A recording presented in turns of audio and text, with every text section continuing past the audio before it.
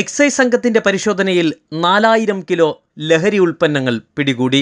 ബാലരാമപുരം ഉച്ചക്കട ഭാഗത്ത് വെച്ച് excise intelligence and investigation ബ്യൂറോയും നെയ്യാറ്റിൻകര എക്സൈസ് റേഞ്ച് പാർട്ടിയും സംയുക്തമായി നടത്തിയ പരിശോധനയിലാണ് 100 കിലോ നിരോധിത പുകയില ഉൽപ്പന്നങ്ങൾ സ്കൂട്ടറിൽ കടത്തിക്കൊണ്ടുവന്ന ഭീമാപള്ളി സ്വദേശി അമീനെയാണ് പിടികൂടിയത്.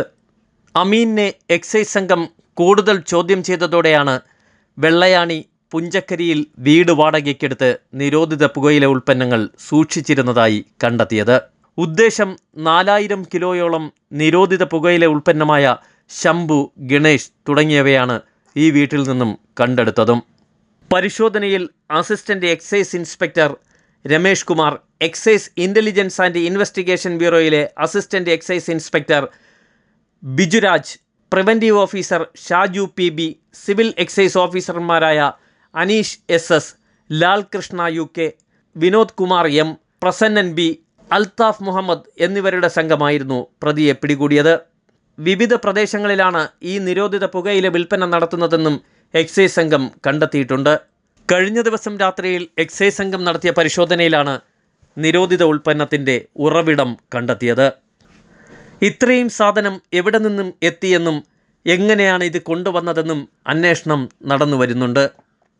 ഏതെല്ലാം പ്രദേശത്തേക്കാണ് ഈ സാധനം വിൽപ്പന നടത്തുന്നതെന്നും ചോദ്യം ചെയ്തു വരികയാണ്.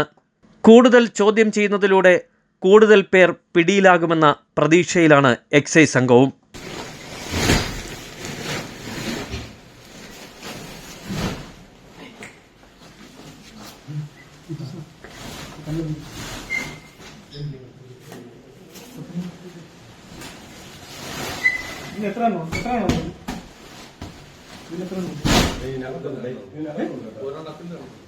രണ്ട് ചാക്ക് എത്ര പീസ് എത്ര?